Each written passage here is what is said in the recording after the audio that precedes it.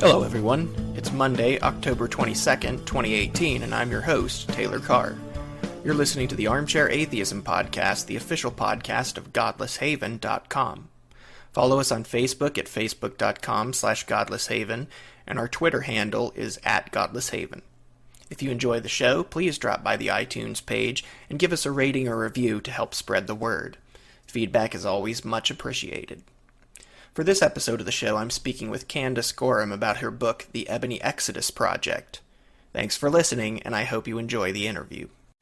Candace Gorham is a licensed professional mental health counselor, a former ordained minister turned atheist activist, as well as a researcher and writer on issues relating to religion and the African American community. She is a member of the African American Humanist Advisory Board, the Secular Therapist Project, the Clergy Project, and the Secular Student Alliance Speakers Bureau. Candace, welcome to the show. Hello, how are you? I'm doing well. So like I usually have my guests do, can you start off just by telling us a little bit about yourself and your background?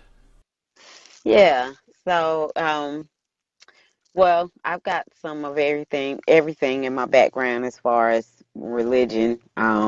For a while, I was raised up as Jehovah's Witness. And, when I was much younger, we did, some of everything. We did the home studies and the door-to-door witnessing and things. But when my mom and dad separated, my mom, she was not really that into the Jehovah's Witness thing anyway. So she, we kind of fell out of that. It was my dad that was the one that was really into it. But the crazy thing about it was, I was in maybe about the fifth grade by then. But the crazy thing about it was that even back then, I was one of those types of children that was so serious about my religion that I continued to study with Jehovah's Witnesses, even though nobody else in my family was, and I was in the fifth grade, you know. Um, but then by the time I got to middle school, I started spending more time with some of my cousins on my dad's side of the family. So I started going to, what you would call like the family church, and that was like the church that my dad was raised in, and that his mom was still went to, his mom and his siblings, and a lot of my cousins and stuff. So it was a United Methodist church. So I started going to that church in my middle school years, and I got confirmed in the United Methodist Church, and I was in the children's choir and did all that. I was real active in that. I was very serious. I was at Bible study, and I was at church all day, and I was just really serious in it. But then by the time I got to high school, I kind of fell off of things because I got a job, I got a car, I got a boyfriend. So I kind of fell out of church a little bit in high school. But then towards the end, well, it was actually my senior year, my sister married this very sort of charismatic, holiness, Pentecostalish, type pastors or ministers, and he wanted to start a church. So I started going to that church with them, and that's when I got really involved in some of the really heavy, serious religious stuff that you think of when you think of, we were praying in tongues and, fasting for days at a time and casting out demons and shouting and that sort of thing, and I was ordained as an evangelist and a prophetess. I thought I was seeing the future and, preaching God's will and stuff. And, this is my early 20s. But then after a while, I just started to question things. My sister and her husband moved to another state. And so I started going to a different type of church, and, just a bunch of things were kind of going on in my life, were kind of going crazy, and it just made me feel like I needed to sort of step back and study again. Like, okay, I believe I was one of those type of people that I believe the Bible literally, and I was also moved into one of those like prosperity gospel type churches. So it was like, I felt like I was doing all of this stuff. I was really doing everything the best I could for God. So, I really should be living a blessed life. And because so much stuff was going wrong in my life, I felt like I must be doing something wrong. So let me go back to the drawing board and figure out what it is that I was doing wrong. And so that's when I started, studying. I figured, let me study all over again. Let me reread the Bible. Let me, open my mind up to other materials and other denominations or other, just other schools of thought on religion. And as I did that, I pretty much studied my way out of religion, got to be more and more liberal till I just got to the point where so many of the questions just moved me to uh, kind of move to I got away from believing the Bible literally, then slowly just I shed the Christianity, and like I said, eventually I got to this doesn't make any sense to me at all. you know, I did the agnostic thing for a little while, and then that eventually just became, I just don't believe that, if there is a God, he, she, it's not really concerned with me, and I don't live my life as if there's anything there. So, you know what, I don't believe. Sure, I like that you also kind of mentioned the sort of process of leaving religion and leaving faith behind, because I know that there's this common thought that you sometimes hear from a lot of religious believers about they almost treat it as if there was some kind of a traumatic experience or something that made you lose your faith. And then at the same time, you also point out that you did look at other, alternative conceptions of Christianity and some other religions, and that's another thing that I often hear, which sometimes there's conflicting things that they suspect, I guess, that we go through. But Hmm. sometimes you hear like, well, yeah, you just left the wrong religion. You should have looked at all these other ones. And sometimes you just kind of want to say, well, dude, I did. It's Hmm. not like we Hmm. took this lightly or something like that. Even though maybe some people do, but there are a lot of people out there who it's not just a moment of deconversion or something. It's a process, and it's not always the most pleasant thing to go through. Exactly. It was long. It was painful. I mean, it went years, and there was a lot of fear that I had to go through because, like I said, I was one of those types of Christians that, I believe there were demons all over the place. So, for me to slowly move away from, um, moving at that process of moving away from believing that kind of way, it can be scary because you go back and forth between, oh my God, is this the right thing? Oh no, what if I'm wrong and there's a demon gonna come get me in my sleep? Like, it was this scary back and forth process. Sure. What was it like for you though, as far as like your friends and family when you left religion? And are you kind of out as an atheist to some of your family members now? Hmm. Yeah, definitely.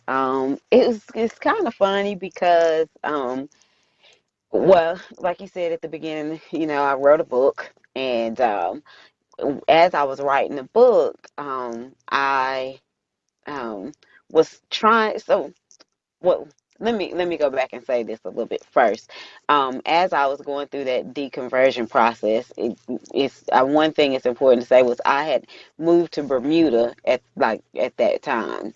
So, and I was teaching in Bermuda. So I was lucky enough that I was away from my family, and I was kind of able to go through the really hard work, away from people. So I didn't have people asking me what was I reading, why wasn't I going to church, when, pressuring me to go to church.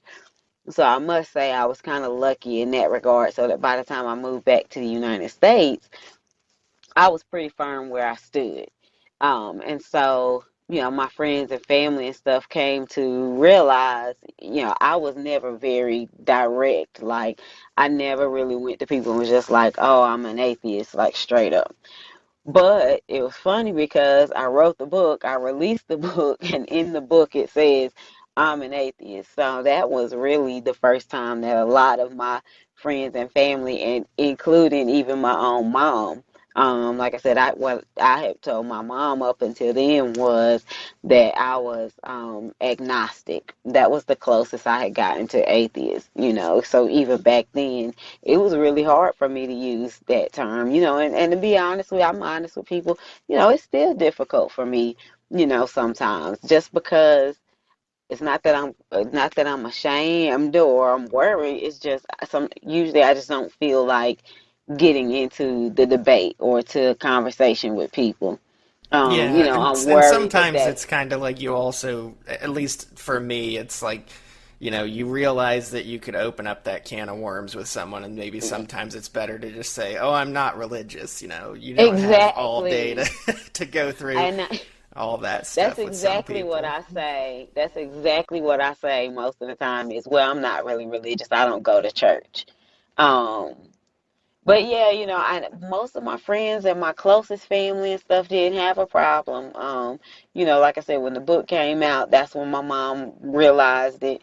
And it's kind of funny because even my mom, she didn't read the book. I was trying to get her to read my manuscript, and she wouldn't read the manuscript. And it took her sister calling her, going, "Oh my God, I just saw Candace's book. She said she was an atheist."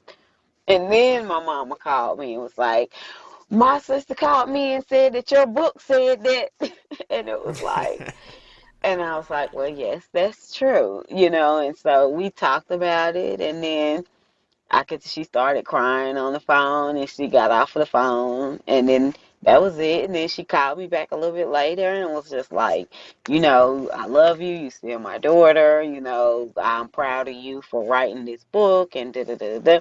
So, you know, she worked through it, and like, you know, we never, like I said, my closest friends and my immediate family, mama, daddy, brother, sister, I haven't had any problems with it. But now I have lost some friends, and I have had problems with extended family. But not really any. I had one family member where it did cause a pretty significant, pretty traumatic problem. But um, other than that, for the most part, you know, it's just kind of being neutral when it comes to my friends and family. Hmm. So, what were some of the things that influenced you to write the Ebony Exodus project? Is this something that you've sort of had working in your mind for a while before the book, or was it kind of something that came sort of out of the moment? hmm Well, it grew. It was two things. First and foremost, it was just as I was kind of going through my deconversion process. Like I said, I was in Bermuda, so really the only connection that I had. I mean, Bermuda is actually a pretty religious country. They're mostly Seventh Day Adventists. So there's no concept of, not at least not nothing that I knew of as far as a free thought community there. And so my closest thing was Facebook. And once I began to come across, you know, other black female atheists, it would just be this crazy, like, what? Oh my God, it's another one. Like, we would always be shocked and surprised. And, you know, so as that, and then as we got to know each other, so much of our stories would be the same. And we would just always have these connections of like, oh my God, it just feels so great to like have another black sister that understand where I'm coming from. And like, I've got so many friends that you know, I feel really, really close to, people that I've met in person and some that I've never met, you know, from back in my early days of coming out of my religion at the time. And so that was it. It was that sort of idea of, you know what, so many of us have this, you know, this similar experience. You know, what if I compiled these voices and these stories?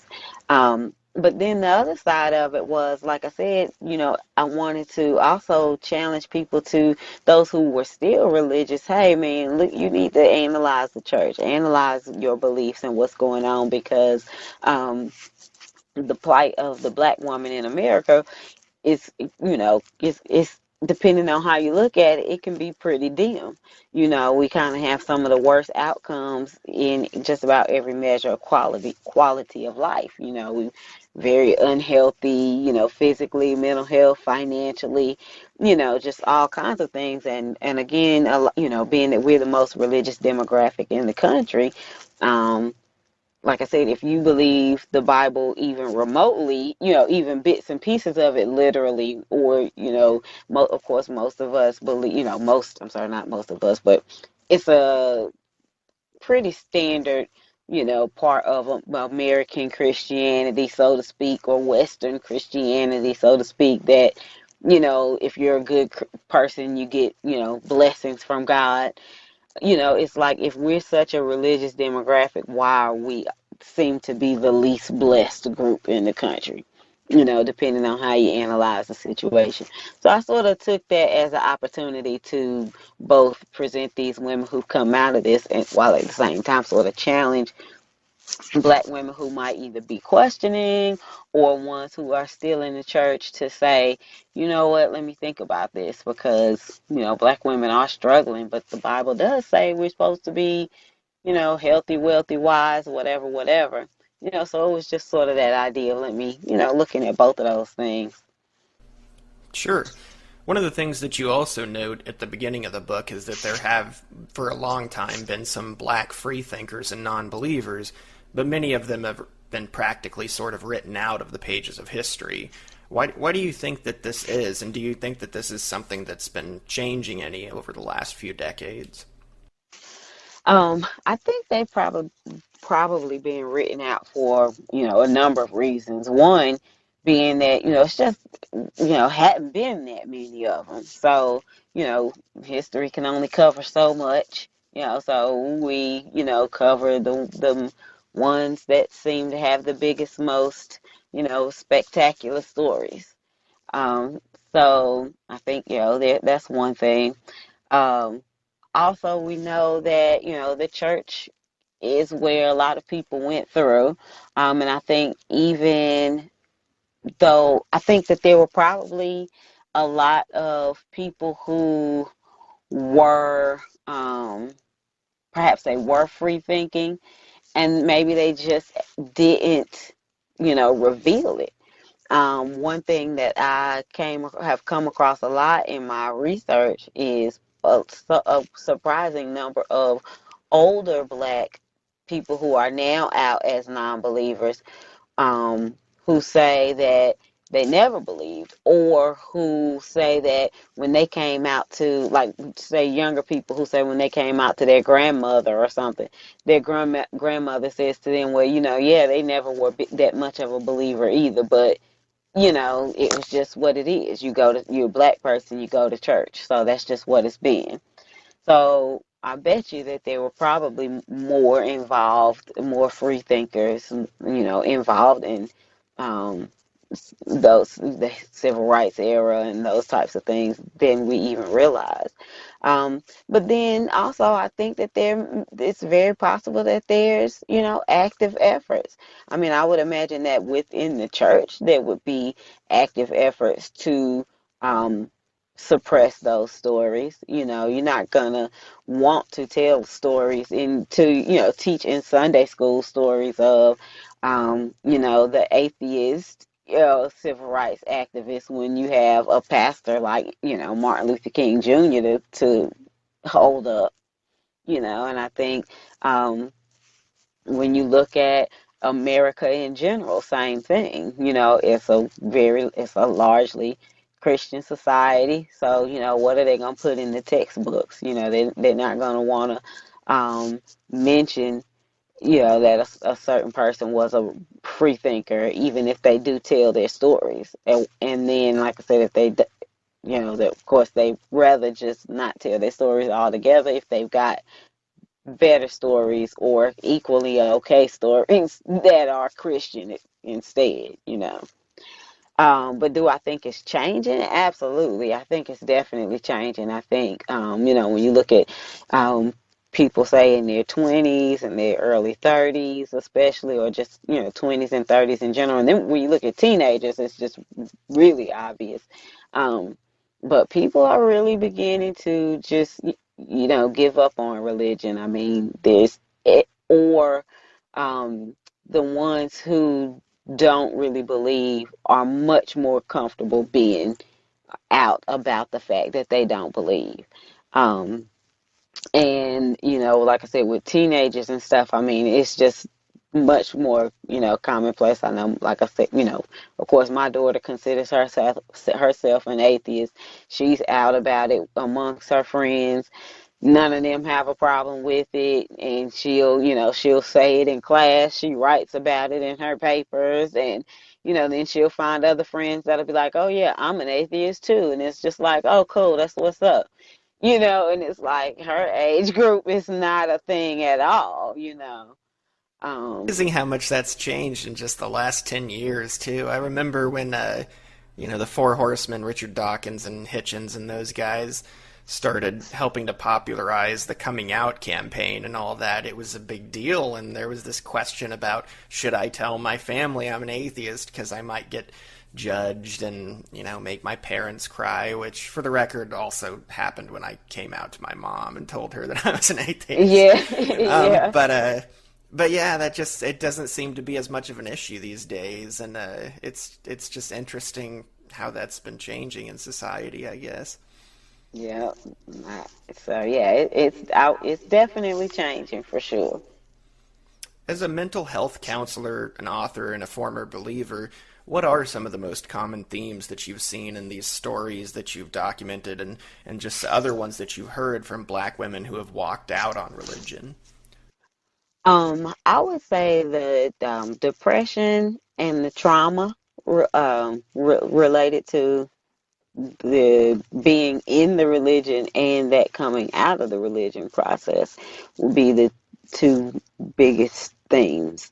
Oftentimes they talk about being very active in the church, but feeling very unfulfilled, very unsupported, very confused about God or whatever, um, or maybe somebody in the church, mistreated them and it hurt them, which is perfectly reasonable because we're all human beings. People hurt our feelings. um, People talked about sort of being in the church and giving their all to the church, and just finding that whole experience in there being very hurtful or unfulfilling in some way, which usually led to pretty bad depression. um, but then there were traumas as well, people being abused or molested or, taken advantage of within the church or by a pastor or something like that. And then that coming out of the church process, or I'm sorry, no, still being in the church, a lot of people had traumas related to getting pregnant and being shunned by, getting pregnant but not being married. I heard a number of stories about women, being shunned by the church or being embarrassed in front of the church when it was found out that they were pregnant if they were a teenager or something like that. So there's a lot of shame, there's a lot of embarrassment, there's a lot of, fear of the devil, fear of consequences of hell. That was a huge theme, and that led to a lot of anxiety and depression. And then that coming out process also being like similar to my experience, being scary because of this sort of going back and forth between um, being afraid of what if there really are demons and hell, that quick going back and forth. And then also like the loss of friends, family, the loss of support networks from coming out of the religion. So, just overall, it's a serious issues with depression and trauma in the church and trying to get out of the church. So it's just really unfortunate in that way. You also talk in the book about how the fear of sin, of questioning religious teaching, seems to be one of the big reasons for the lack of conversation that kind of takes place on some of these issues. Do you feel that this is something that's been changing in any way over the last decade? I know that you mentioned that there's seemed to be more people, young people especially, who are more open about being atheist. Do you feel like this is largely due to this kind of a thing changing, or do you think there might be other factors there? hmm Um, I think that yes, I think that people are much more open to questioning and considering new information. Now, whether or not that information, how it changes them, um, is uh, I don't necessarily know whether or not it's effective in actually changing them, but I do think that in general, people will engage in conversation a little bit more. Um, I think people are more likely to, because I can remember a time when, for example, the idea of meditation was considered demonic. But now, you might go to a church and there be a mindfulness meditation class in a black church. So I think that that's just a simple example of, like, you could tell that people being open to having conversations about things that maybe seem a little mystical, like, oh, meditation.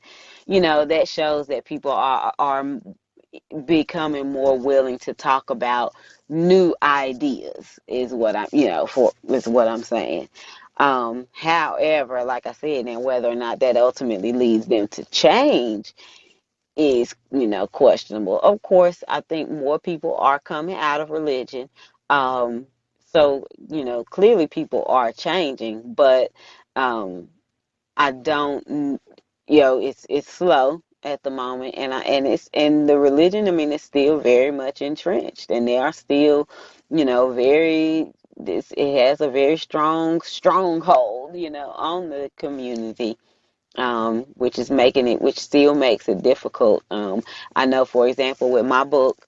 Um, I have tried to give it to people in my family. I know that, people have told me before that they've bought my book and tried to give it to people, a sister or a mother or somebody. And, the family member just wouldn't read it, or, wouldn't touch it, wouldn't, whatever, just because, it just, either they explicitly said they weren't comfortable with reading that type of book, or, they just kind of left it sitting there on the nightstand and just never did anything with it. I don't know. So there's still this very odd um, range, because you can have people who will open up to more like woo woo, free thought, kind of spacey, kind of new age type thoughts and ideas. But if you try to push them a little bit too far towards there's no God, you can't get but so far along that path of becoming liberal. Yeah, it's kind of interesting because, like you just mentioned about some religious believers being almost afraid, it seems like, to read things that go against their religious views. There's almost like kind of a superstitious basis there for not wanting to question hmm religious teaching, even if it's not necessarily seen in terms of sin anymore. It's this kind of view of like this might magically affect my my Oh, beliefs and oh, right. make me lose my faith or something. Exactly, exactly. Like, afraid that if they just expose their minds to this material, that it's going to get in their brains and cause them to, you know, change lose their faith. And it's like, well, if it does that, then that says something about them, you know. But yeah, it's like they're afraid that it's going to change their mind, and so they need to stay away from it. A central a central argument to your book is that the black community needs to adopt a more critical view of what the black church is contributing to it. How is the black church failing black women, in your opinion, beyond some of what you've already touched on a little bit of, like the depression and suffering and things like that? But overall, what are some of the other ways that you would say that the black church needs to I don't know, because I guess the question that I'm also trying to get at here is, you could imagine some people would hear an argument like this and say, well, how is this a basis for just abandoning the church as opposed to reforming it? Mm-hmm. So, okay, I see what you're saying. Like, why, like, don't, isn't there possibly some good within the church? Like, why throw away the whole thing? Is it possible that we can reform it? Well, I think that there's been so much corruption within the church, for one, um, within a lot of churches, within a lot of denominations, so you gotta, if you really genuinely wanted to reform, do we want to reform whole denominations? Because of course we know that's very difficult to reform entire organizations, right? And I think that's led to spin-offs of so many of these non-denominational churches. That's how you've already gotten that. And then with all of these non-denominational churches, then you got all these independent ministers and independent pastors who can do and say anything they want to do and say with nobody to answer to. Then that's how you're getting all of the abuse of power, And so any good that they've done or that they do can be done without reference to a God. If you're trying to take care of people by providing a social outlet, well, you don't need a God to do that. We can still have organizations that can pull together to do those things. I mean, somebody will have to create those organizations. That's yes, there would be work that needs to be done, but I think that any good that the church is doing can be done without reference to a God. And I think right now, this idea of I have the way to God and I have that message and I have the, there's so much power there that's given to religion and to the leaders that, it's just a recipe for abuse of power, which is like I was saying, I mean, it's often that abuse of power that led to so much of the trauma for so many women. And then just the message itself. I mean, just Christianity itself. I mean, religion itself is divisive, like by its very nature, with the exception of, like the Baha'i faith that says all paths, are valid paths to God. You got a couple of faiths like that. But I mean, most religion by, its nature is divisive. And do we need that? We don't need anything else in this world dividing us any more than we already are. And so I think, we can be good without God. That's one of those phrases that we say. And I just feel like the church just does way more damage than good, and we just, that we don't need it. Yeah, it's interesting that you mention how divisive that is, because especially when you're talking about community, you kind of want to pay attention to the things within a community that cause division like that.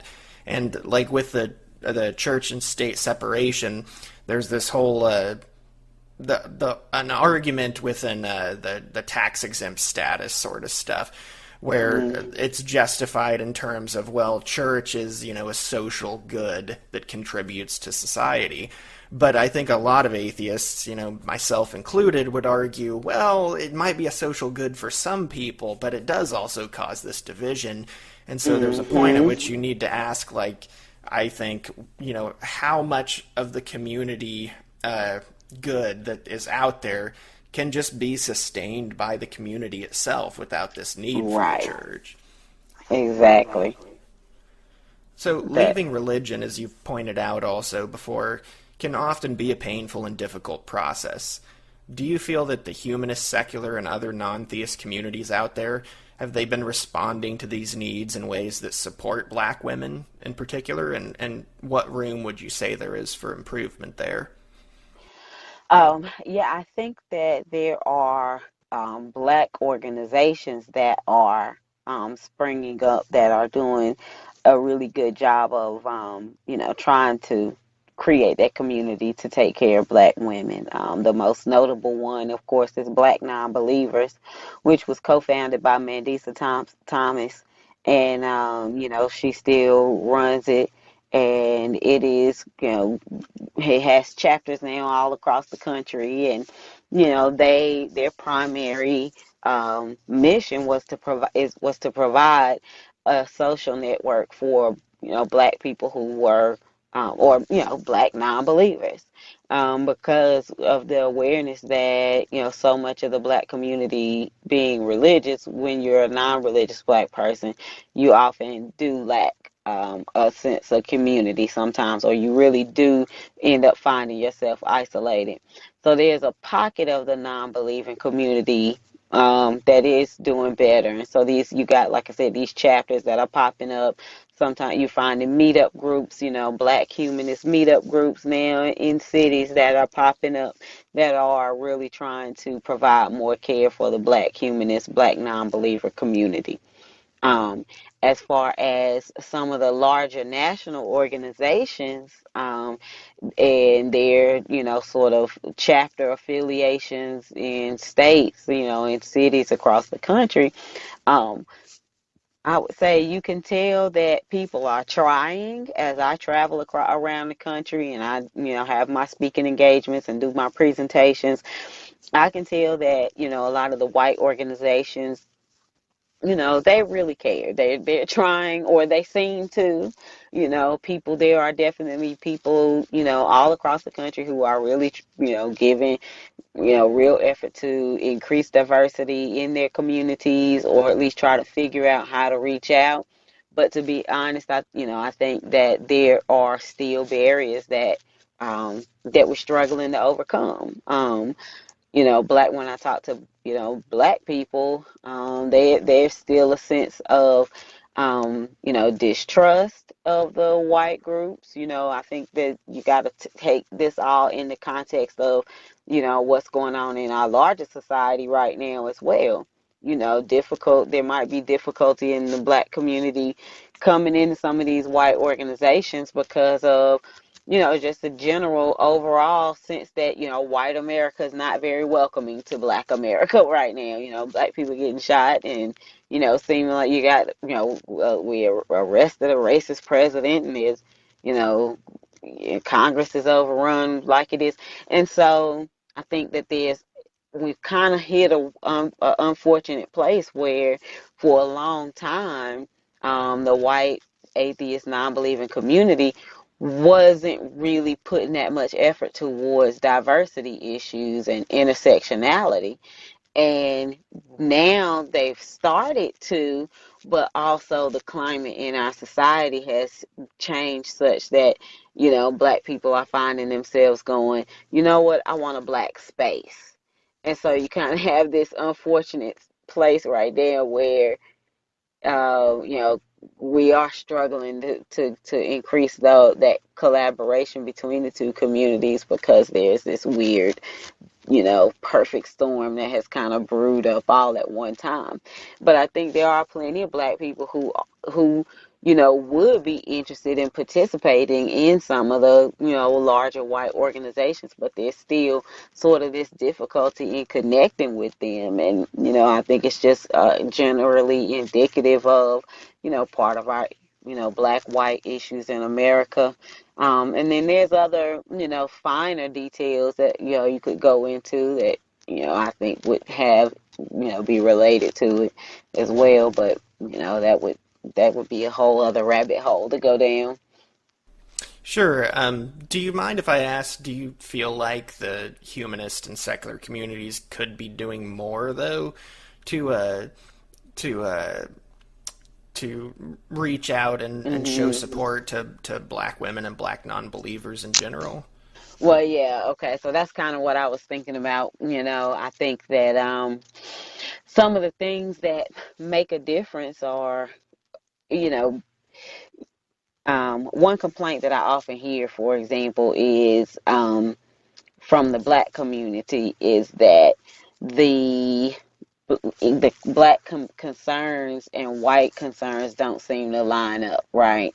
So, for example, if you think about white conferences and, the missions of a lot of the larger white organizations, that sort of thing, it seems like they're focused on, like science or, educational type things or, just I don't know, different things.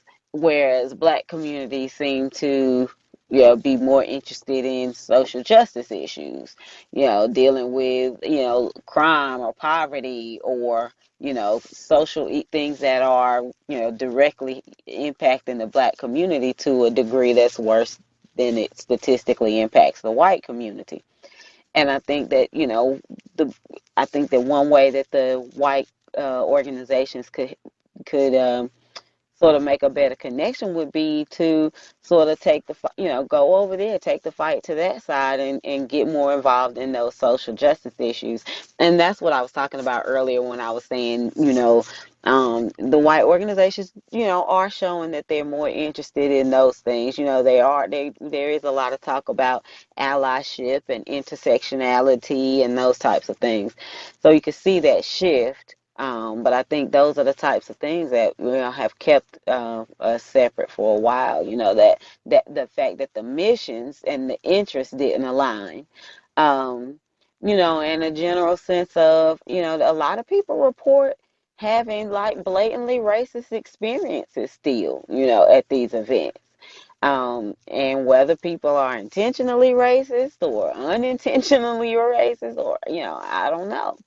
But a lot of people on the speaker circuit still report even having racist experiences, you know, and they're the speakers, and so they're socializing with the people who are organizing the event.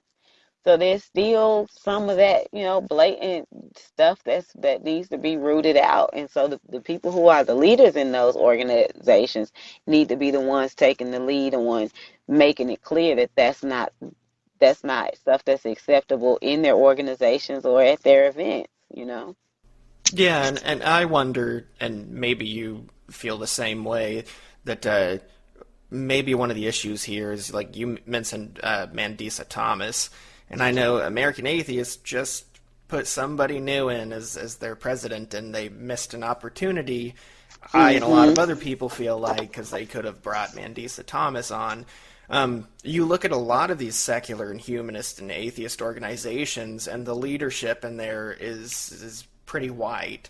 So Mm-hmm. I wonder if you feel like installing more black non-believers in some of these leadership positions would make a big difference there too. Yes, yes, absolutely. That you're absolutely right. That when they look at the leadership, and like you said, especially when we know that there are capable, highly qualified, candidates out there who could go into these roles. Like a Mandisa Thomas, who has proven her, ability to run a national organization already, a national free thought, non-believing organization, and then her professional career as well. It's right up the alley of the, dovetails perfectly with this type of stuff, and she has a, long distinguished professional career as well. So, right, when we have people who are right there, who are ready and able to fill these roles, and they get passed over, right, that creates a sense of anger for one. But like you said, yes, I think that just finding more qualified, just finding people to, and I said that the wrong way. I don't mean just find somebody, but you know the simple act of, like you said, installing people of color in some of these leadership roles as they come available would make a difference. I absolutely believe, because the black community is making its connection on Facebook. It's making its connection And I mean, Facebook is really a very strong place right now for the Black non-believing community. And so when we have people who get into the leadership levels, they sort of have a little cult following, so to speak. And so if you get somebody to a leadership position in an organization, then you got this little cult following that's going to come with them. And I think that would people, these organizations are missing out on, tapping a huge potential um, by not having people of color in those roles. So you published the Ebony Exodus project about 5 years ago, before, if you want to say, all this madness began in the culture, and like you've already alluded to, subjects at the intersection of race, gender, and religion have kind of really come to the forefront in society these days. So, especially, even just to take one example, white evangelicals were one of the biggest support bases for Trump and continue to be one of the biggest support bases even after all the stuff that he's done and continues to do. So where do you see your project fitting in here? And are there any sorts of lessons that we could take away from it for maybe moving forward into 2019 America? hmm well, I'm actually working on a second book right now, where I want to, whereas the first book looked at Black women and, their plight in America, my second book, I kind of want to zoom out a little bit and look at the Black family in general.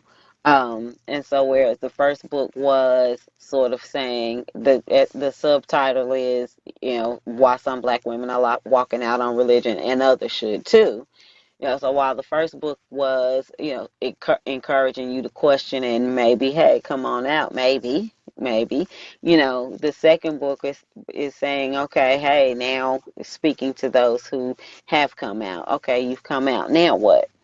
And the second book will be moving more towards the social justice and humanist aspect of I want to have that conversation. Um, because in this, like you said, in this current climate, in this current era, those are the things that the Black community is so concerned about. That's what they're so worried about right now. And I think where there's still a lot of question, even among the Black non-believing community, there's still a lot of hesitance to engage in the social justice movement. And so I really want to speak to those people. I really want to speak to the non-believers and, everybody really. But, I want people to think, okay, if you're already a non-believer, now what's the next thing? Because as we said earlier, you can do good without the church. And so, if you don't, what's going to, we often think of humanism being that moral compass. If you're, if you're not religious, and so if God is not your moral compass, this concept of humanism is. And so humanism, let's work towards the good of humanity, the Black community. So that's kind of where I want to go with the second book and look at that and look at, the Black family in America right now. Do you have a estimated time of when that's going to be coming out, or what work do you have coming up in the future aside from that, maybe?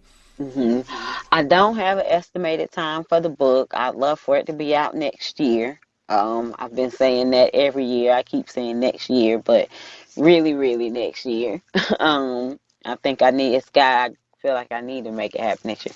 Other than that, though, I don't have any major projects coming up. I'm going to be speaking on the Black Non-Believers Cruise, which is coming up in November, right after Thanksgiving. So they're having their annual cruise, and I'll be speaking on that. I did just have an essay in a book come out, and I think the book was published in like May or June of this year. It's called Women versus Religion, The Case Against Faith and for Freedom. It was an anthology of essays all geared towards women's issues. And so mine was on the psychological harm that religion has done to women in general, not specifically Black women, but women in general. And I've continued to, since the book, since Ebony Exodus Project was released, I've continued to write, and contribute to a lot of publications and, do articles and that sort of thing. And so I'm still around. I don't have anything scheduled beyond the Black Non-Believers cruise at the moment, though. Well, very cool. If people wanted to find out more about you or find some of your work that they can get, where would they do that from? Right now, the main place would be you can find me on Facebook. You can find my Ebony Exodus has a page, a Facebook page, and there's also Ebony Exodus has Twitter at Ebony Exodus. I rarely use the Twitter, but I get on there every once in a while. And I do have the website Ebony Exodus Project. I'm sorry, no, it's ebonyexodus.com. It's not live right now. But I do have that website, and that should be going live sometime soon as well. But the best place right now would probably be the Facebook group, Ebony Exodus. Well, Candace, thank you so much again for coming on the show. I really enjoyed the conversation. Okay, thank you for having me. I'd like to thank Candace again for coming on the show. If you'd like to find out more about her or purchase her book, links are available in the description for this episode at godlesshaven.com. At godlesshaven.com, you can also find out more about the show, more about myself, and plenty of additional content. Music in the show is my own work. Thank you for listening, and please join me again in the not-too-distant future for another episode of Armchair Atheism.